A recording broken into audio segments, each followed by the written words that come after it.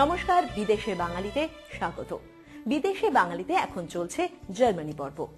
প্রতিটি পর্বে ইউরোপের এই ধনী দেশটির নতুন নতুন শহর ও গ্রামে গিয়ে হাজির হচ্ছি আমরা। আজ আমরা যাচ্ছি গিসেন শহরে। ভারী আশ্চর্য এক শহর, যে শহরের জনসংখ্যা 70,000 আর তার মধ্যে বিশ্ববিদ্যালয়ের পড়ুয়ার সংখ্যাই 30,000। আসলে এটি একটি বিশ্ববিদ্যালয় শহর। লিবিক ইউনিভার্সিটি এই শহরেই, আর তাই ছাত্রছাত্রীদের সংখ্যা মোট জনসংখ্যার প্রায় 50%। এই ইউনিভার্সিটির মাইক্রোবায়োলজি বিভাগীয় প্রধান এক বাঙালি, ত্রিনদ চক্রবর্তী। ভারী অদ্ভুত নাম না? ত্রিনদ, পিতামহ প্রদত্ত এই নাম। ত্রিনদ চক্রবর্তীরা আসলে সিঙ্গাপুরের বাঙালি। ত্রিনদের প্রজন্ম বাংলা বোঝেন, কিন্তু বাংলা বলতে পারেন না। অবশ্য ত্রিনদের স্ত্রী মীরা চক্রবর্তী নিপাট বাঙালি। আরো একটা বিশেষ সংবাদ আপনাদের জানিয়ে রাখি, বিজ্ঞানী ত্রিনদ চক্রবর্তীর নোবেল পুরস্কার প্রাপ্তির খবর কিন্তু খুব শীঘ্রই ছড়িয়ে পড়তে পারে সারা বিশ্বে।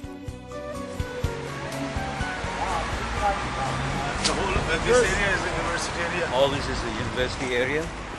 This is the main building. This is the main or this was rebuilt again? This remained. This was not. Oh, this remained. It got somehow saved from the bombing. Yes. বন শহরে আমরা ডক্টর ত্রিনদ চক্রবর্তীর সম্বন্ধে জানতে পারি।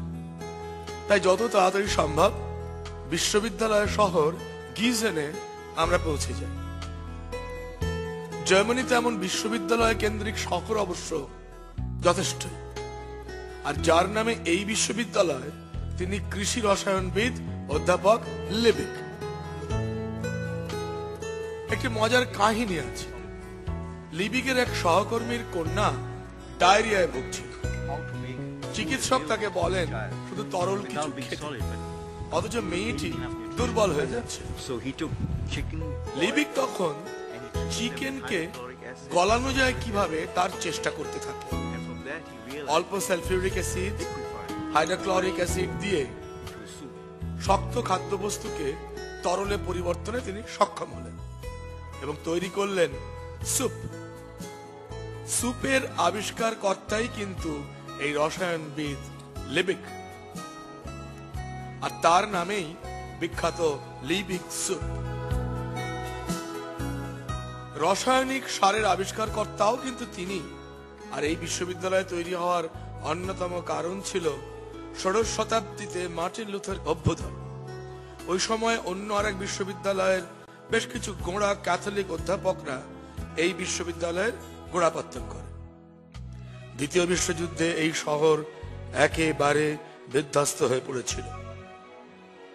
বিশ্ববিদ্যালয়ের কাহিনী শুনে আমরা ডক্টর চক্রবর্তীর বাসগৃহের দিকে রওনা হয়েছে।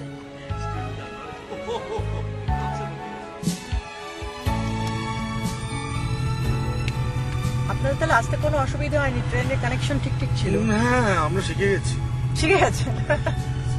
না, ফ্র্যাঙ্কফুর্টে অবশ্য কোনো অসুবিধা নেই, কারণ ফ্র্যাঙ্কফুর্টে অসুবিধাটা তো মূলত ভাষা, এমনি তো কোনো অসুবিধা নেই। ইংলিশটা বোঝে কিন্তু বলতে পারে না। বলতে পারে না, আর সে উচ্চারণের বড় যাবে। ডান দিকে আমার মেয়ে স্কুল, এই স্কুলটাও লিবিকের নামানুসারী। আচ্ছা, লিবিক্স। অ্যাকচুয়ালি এখানে ইউনিভার্সিটি বলতে এক জায়গায় সবকিছু না। আমাদের বাড়ির পেছনে যেটা রয়েছে সেখানে বেশিরভাগই আর্টস ফ্যাকাল্টিগুলো রয়েছে। আপনি কত বছর আছেন? আমি সব মিলিয়ে 16 বছর আছি। বিয়ের পর থেকে রীতিমতো সম্বন্ধ করে বিয়ে। হ্যাঁ, খবরের কাগজ। আপনার এমনি অরিজিনাল কোথায় বাড়ি? Kolkata. You also from Calcutta? না, I was born in Singapore. Born in Singapore. Originally Chittagong. No, not originally. Originally Singapore. My parents come from Singapore. Full of professors, teachers, faculties. No, but সকালবেলা উঠে early morning, guten Morgen. না, এই জায়গায় বাড়ি কেনা হয়েছে এই জন্য যে যাতে ওর না অসুবিধা হয়, কি যাতে, কারণ শহরের বাইরে বাস সার্ভিস খুব বাজে। আর অলমোস্ট 11টার সময় বাড়ি ফেরে রাত্রিবেলা এভরিডে। বাস সার্ভিস না হলে মুশকিল। গাড়ি আমি চালাই শুধু। কোনটা? Yes, park the car right. এটা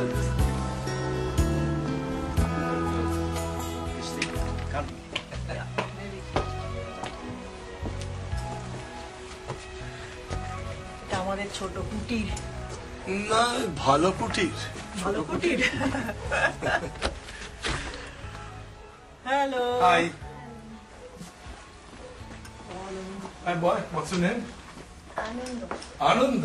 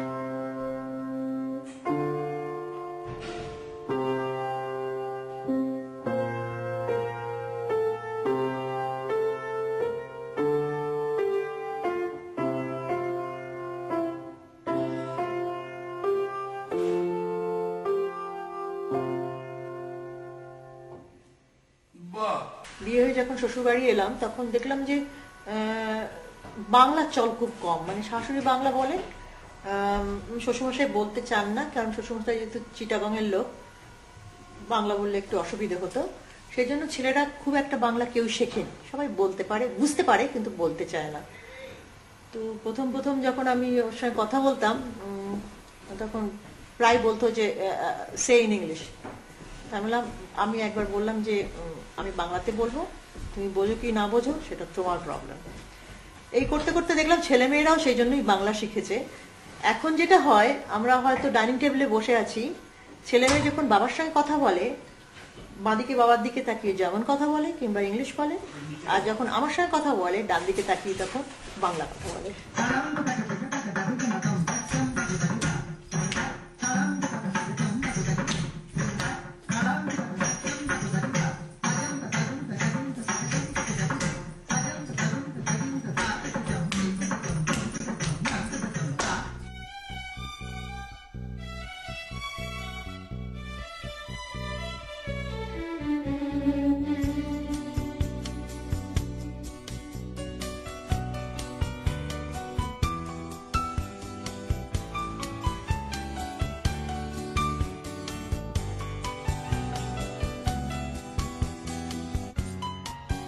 My parents come from Chittagong, and my father left Bangladesh, but today's Bangladesh, a long time ago, and went to Singapore. And we were born after the war in Singapore, so we were born I have 8 brothers, and we were born in the 1950s in Singapore, where we grew up. So I went to school in Singapore, and after going to school I went to the military. It was compulsory to go to the military in Singapore, and after my military period I left Singapore, went to England and studied biochemistry there. And when I was in England I was always fascinated by Europe because mainly I was very interested in studying. And I was interested in Europe because it was very fascinating in terms of studying. You had universities here where you could go to university without paying any fees. And I always found this very fascinating because I thought if you don't pay fees, you don't get a good education. But the contrary is the case, because there is a belief here in universal education for everybody.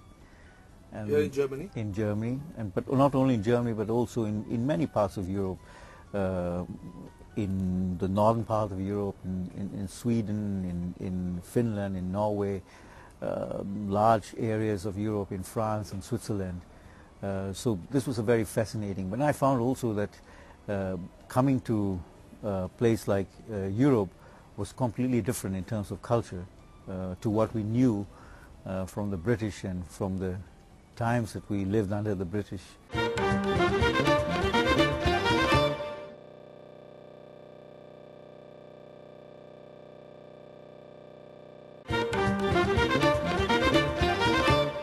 First of all, which university did you join after doing your PhD and all? All right. When I finished my PhD, I went to the public health office, federal public health office in Germany, to work on infectious diseases. Okay. During my thesis, I worked on a very academic subject, but I wanted to be more in infectious diseases, so I worked federal public health office. Okay, okay. So I was actually at that time thinking of going back to Singapore, exploring opportunities over there. in India also. But the time didn't seem right. Although in Singapore there were a lot of things happening in terms of science, and they had started to get very interested in molecular biology. But they said to me they were not interested in infectious diseases. So they were interested in diseases like cancer, HIV. And I asked the person who interviewed me, why? Why are you not interested in malaria, in tuberculosis? These are the big diseases of the continent. And they say to me, but these are poor people. They cannot pay for vaccines. They cannot pay for medicines. How are we going to make money? Right. So this was not possible for me then. To be there in Singapore. To be in Singapore, because I was more interested in science than in thinking of making money. That's right. But you see, from this example, the views of an individual scientist and the policy of a country. Right. So I made a conscious decision to remain in Germany. Germany. But the problem was, when you stay in Germany, and you will find out as you move through different cities in Germany, it's very, very difficult to find foreigners Getting the chance to... who have an opportunity to become somebody at the university, somebody with influence. So in that sense, I'm blessed. You got a chance. I'm blessed that I was given this opportunity. So, but given the opportunity means also taking the opportunity. That's right. So having received these offers from the other university, the university was also here encouraged to offer me directorship of the School of Medical Microbiology. And I've been here as director of the institute since 1997. But tell me one thing. You came here in 1992. Right. Huh? So how did you, I mean, apart from your studies, research, everything, you didn't have a community at all. You didn't have Indians at all. Absolutely. So I came in 1992 here with my wife, and I must tell you also an interesting story about my wife. You know, my wife, we were married in Calcutta, and the day I picked her up from the airport in Frankfurt when she came to live with me in Germany, it was a Tuesday. I remember this very well. And we went from the airport in Frankfurt to Würzburg. That was where I was working at that time, by train. And she was very quiet, and I was very quiet. But on the street in Würzburg, she asked me, "Is this a holiday?" And I said, "No, this is a working day." She said, "But there's nobody on the street." I said, "But this is Germany." And she said, "But where are the people?"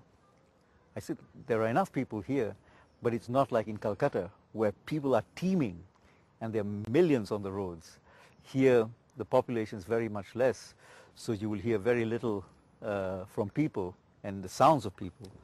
So this is something that she got used to. But when we came here to Gießen, we were the only Indians in Gießen, never mind about being Bengalis, but only Indians.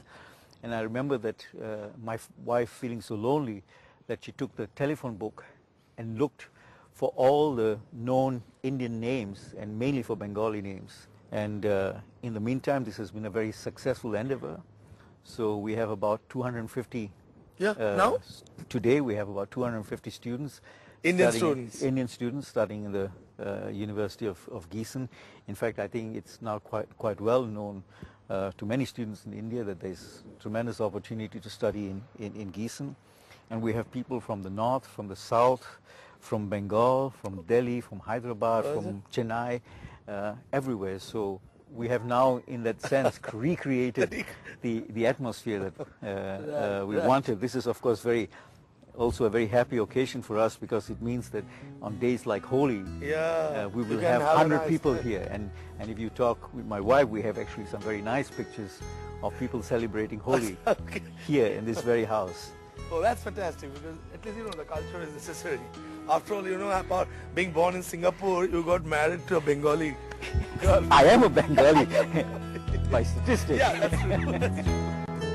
Bangla কথা খুব কম মনে হচ্ছে দুজনের মধ্যে। আমি বাংলা বলি, ও সব বলছে।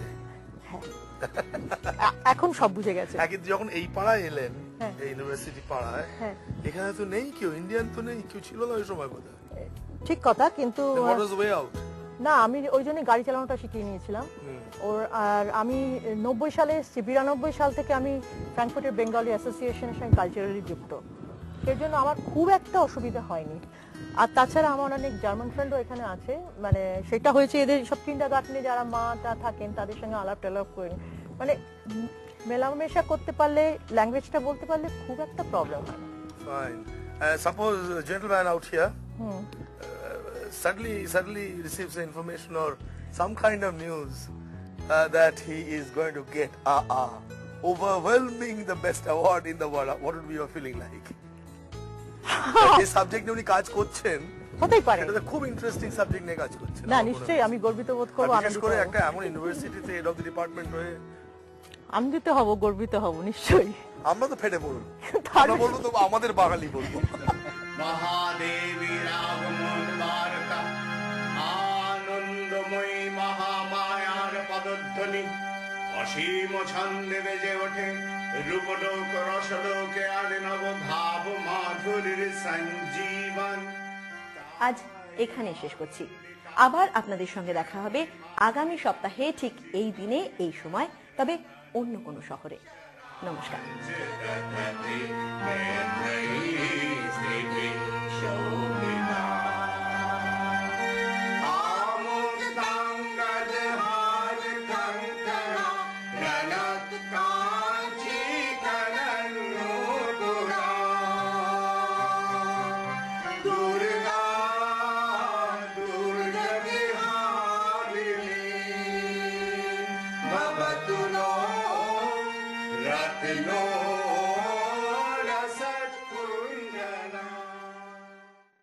আমাদের ঠিকানা বিদেশে Bangali noble associate, care of cinnamon, P11 block A, Bangla avenue, Kolkata ৭,৫৫,০০০।